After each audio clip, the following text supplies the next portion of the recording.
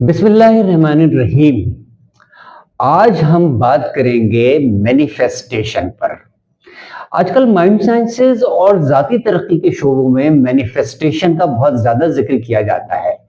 Manifestation से मुराद यह है कि इंसान अपने इरादों, अज़ाइम और गोल्स को ज़हनी और रूहानी अमल के जरिए ठोस मादी हकीकत में तब्दील कर सके। यानी वो चीज जो पहले जहन में तस्वुर की हालत में थी, वो बाद में अमली दुनिया में जाहिर हो जाए। मैनिफेस्टेशन के अमल को कंप्यूटर की मिसाल से समझा जा सकता है। जब हम कंप्यूटर पर कोई मजमून या वीडियो देखना चाहते हैं तो हम इसके कीबोर्ड पर अल्फाज टाइप करते हैं। ये अल्फाज सेंट्रल प्रोसेसिंग यूनिट यानी सीपीयू तक पहुंचते हैं और वो इन्हें प्रोसेस करता है, फिर मतलूबा चीज को स्क्रीन पर वाज़ेह शक्ल में जाहिर कर देता है। कंप्यूटर में टाइपिंग का जो किरदार है वही मैनिफेस्टेशन में ज़हनी तस्वीर साजी या विजुअलाइजेशन का है।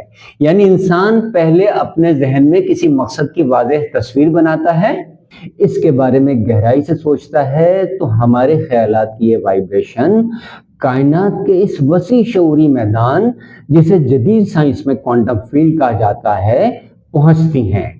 क्वांटम फील्ड को बतौर तशबीह हम कायनात का सीपीयू भी कह सकते हैं। ये शऊरी मैदान इन ख्यालात को अपने अंदर जज्ब करके ऐसे हालात और मौके पैदा करता है कि हमारे ख्यालात ठोस मादी शक्ल इख्तियार करने लगते हैं। यूं कहा जा सकता है कि जिस तरह कंप्यूटर में दुरुस्त अल्फाज टाइप करने से मतलूबा मालूमात स्क्रीन पर आ जाती हैं, इसी तरह इंसान के वाज़ेह और मजबूत ख्यालात भी ठोस शक्ल इख्तियार कर लेते हैं। विजुअलाइजेशन की अहमियत। ज्यादातर माइंड साइंस के असातिज़ा मैनिफेस्टेशन के लिए विजुअलाइजेशन पर बहुत जोर देते हैं। विजुअलाइजेशन का मतलब है अपने मकसद की वाज़ेह और जीती जागती ज़हनी तस्वीर बनाना। मसलन कोई दौलत चाहता है तो वो तस्वुर में खुद को कामयाब और खुशहाल तस्वुर करे। लेकिन अमली तौर पे ये देखा गया है कि बहुत से लोग तवील अरसे विजुअलाइजेशन करते रहते हैं, मगर फिर भी अपने मतलूबा टारगेट को हासिल नहीं कर पाते। इसकी वजह यह है कि मैनिफेस्टेशन सिर्फ तस्वुर साजी का नाम नहीं, बल्कि इसके साथ कुछ और बुनियादी उसूल भी काम करते हैं। मसलन कानून कुतबियत यानी लॉ ऑफ पोलैरिटी। इस कानून के मुताबिक कायनात की हर चीज एक मुखालिफ पहलू जरूर रखती है। मसलन रात दिन, रोशनी अंधेरा, खुशी गम। कायनात में कोई चीज भी यूनिपोलर नहीं होती। मकनातीस में भी हम देखते हैं अगर एस पोल होता है तो एन पोल भी होता है। इलेक्ट्रिक चार्ज में हम देखते हैं एक पॉजिटिव पार्ट होता है तो दूसरा नेगेटिव। तो इससे ये साबित होता है कि कानून कुतबियत कायनात की हर शय पे हावी है और कोई शय इससे मुस्तस्ना नहीं। लॉ ऑफ पोलैरिटी को हम एक पेंडुलम की मिसाल से वाज़ेह कर सकते हैं। मिसाल के तौर पे एक पेंडुलम है। अगर मैं इसे दाईं तरफ हरकत देता हूं तो ये बाईं तरफ जाता है, और अगर मैं बाईं तरफ हरकत देता हूं तो ये दाईं तरफ जाता है। अगर मैं शिद्दत से ज्यादा हरकत देता हूं तो ये ज्यादा दूसरी तरफ जाता है।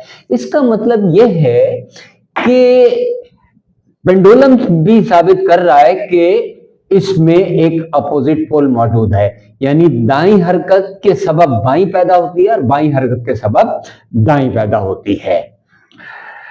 जितनी शिद्दत से हम उसे एक तरफ हरकत देते हैं उतनी शिद्दत से वो दूसरी तरफ वापस जाता है। तो इसका मतलब ये हुआ कि हरकत का भी एक मुखालिफ रद्द अमल होता है। इस बात की तस्दीक न्यूटन के तीसरे कानून हरकत यानी थर्ड लॉ ऑफ मोशन से भी होती है। मसलन जब रॉकेट से गैसें तेजी से बाहर नीचे की तरफ निकलती हैं तो रॉकेट ऊपर की तरफ तेजी से उड़ता है। इसी तरह तैराकी में जब हम अपने हाथों से पानी को पीछे धकेलते हैं तो वो हमें आगे की तरफ धकेलता है। یہ اصول ذہنی دنیا میں بھی اثر انداز ہوتا ہے، یعنی انسان جب کسی مقصد کے بارے میں بہت زیادہ مسلسل اور شدید ذہنی دباؤ کے ساتھ سوچتا ہے تو اکثر اس کے ذہن میں مخالف خیالات اور خوف بھی پیدا ہونے لگتے ہیں۔ مثلا اگر کوئی مسلسل سوچتا رہے کہ مجھے کامیابی ضرور حاصل کرنی ہے تو لاشعوری ذہن میں یہ خیال بھی پیدا ہو سکتا ہے کہ اگر میں ناکام ہو گیا تو کیا ہوگا۔ یہی مخالف وائبریشن انسان کو اپنے مقصد سے دور کر سکتی ہیں۔ چنانچہ بعض اوقات حد سے زیادہ زور لگا کر سوچنا الٹا نتیجہ بھی پیدا کر سکتا ہے۔ قدیم روحانی اساتذہ، صوفیہ اور یوگی ہزاروں سال سے اس قانون کو سمجھ چکے تھے کہ انسان کو صرف مقصد نہیں بلکہ عمل کے راستے پر توجہ دینی چاہیے۔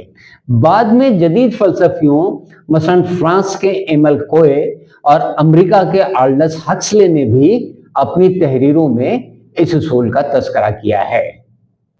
علامہ اقبال پر جب یہ قانون منکشف ہوا تو کہہ اٹھے، غافل کمال ترک سے ملتی ہے یا مراد، رستہ بھی چھوڑ خضر کا سودا بھی چھوڑ دے۔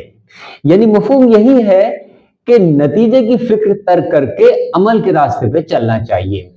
اس اصول کی تصدیق ہمیں قرآن میں بھی ملتی ہے۔ چنانچہ سورہ آل عمران کی 159ویں آیت میں ارشاد ہے، فَإِذَا عَزَمْتَ فَتَوَكَّلْ عَلَى اللَّهِ، یعنی جب تم کسی کام کا ارادہ کر لو تو پھر اللہ پر بھروسہ کرو۔ اس آیت میں وہی گہرا اصول بیان کیا گیا ہے کہ انسان ارادہ اور کوشش تو کرے لیکن نتیجہ اللہ پہ چھوڑ دے۔ علاوہ ازیں جو فیکٹر مینیفیسٹیشن میں کام کرتا ہے وہ ہے فریکوینسی میچنگ کا۔ مینیفیسٹیشن کا اہم اصول فریکوینسی میچنگ ہے۔